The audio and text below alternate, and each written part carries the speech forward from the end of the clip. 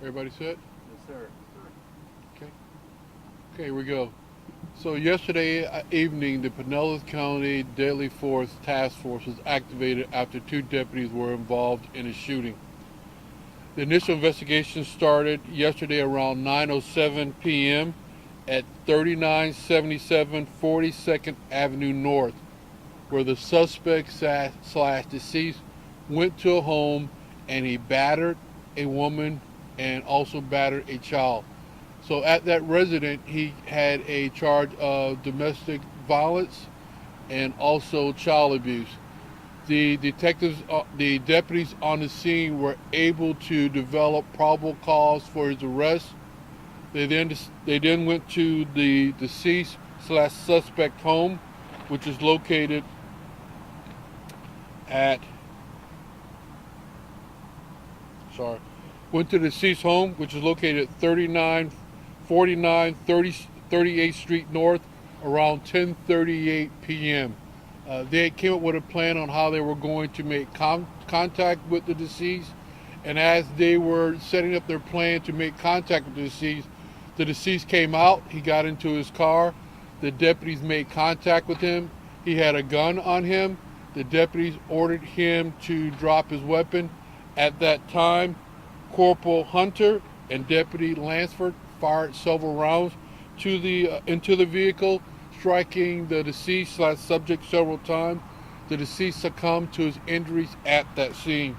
Right now, the St. Petersburg Police Department is the lead agency for this use of force, and also the state attorney is also be investigating that. So with that, I'll open it for any questions. Is the Pinellas Sheriff's Office also investigating? They are not, since there were two other deputies involved in it. This investigation will be led by St. Pete Police Department, Clearwater Police Department, and Pinellas Park Police Department. Before they fired on the suspect, they told him to drop his weapon. Did he shoot at officers? Did he drop his weapon? What were the actions before they shot at him? At this time, I don't believe that the deceased fired any rounds at the two deputies, but then again, they did tell him to drop his weapon, and that is on videotape. How dangerous are domestic violence calls for officers responding? They're very dangerous. So also I should add that on this call, the deceased also told his ex-girlfriend that this may be the last night that you see me. So whether he was planning on committing suicide or whatever, but he did tell her that after he had already got involved in an altercation with her and with her child. How are they doing at this point? Well, they're both fine. Both victims are fine at this time, but they they lost their loved one also.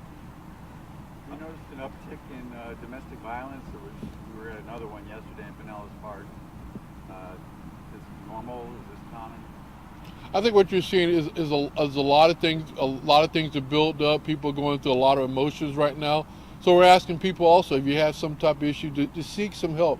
Because again, like you said, yesterday we had an issue here in Pinellas County, and then today we have another issue where domestic violence taking place. What do you know about the suspect deceased, his background?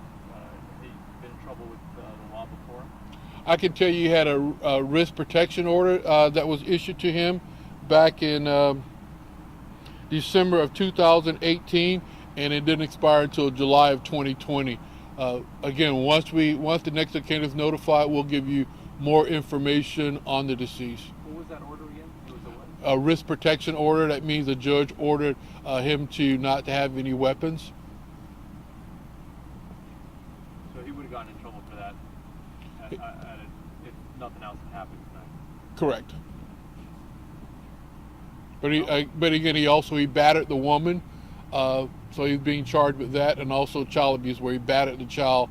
The child came to his mom's rescue, but he also hit the child also because the child was trying to help mom because he saw that she was being attacked by this guy.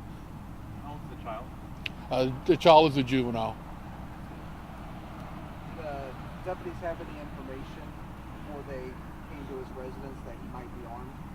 Uh, they were able to, when they were doing the investigation, they were able to look at video footage from the doorbell ring at her home. So they saw the threats that he had made.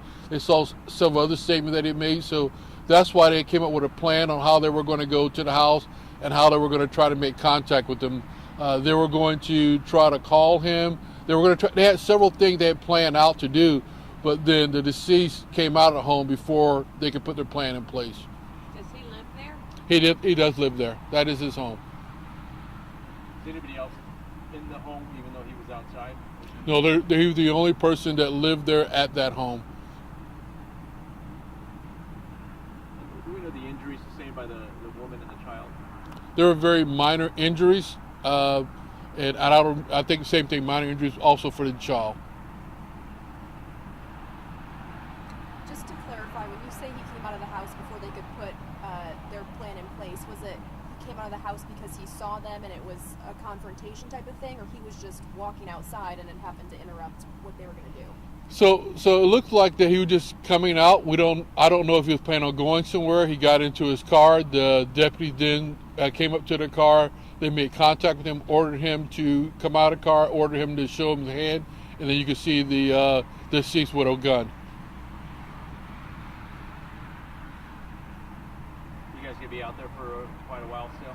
They will be out there still processing the scene, and then later on, again, when we notify the next of kin, we'll be more than happy to release the name of the deceased to you. Can you spell the names of the deputies involved? Sure. So the first one is Corporal Hunter, Hunter, and the other one is Deputy Lansford, Lansford. First names on that?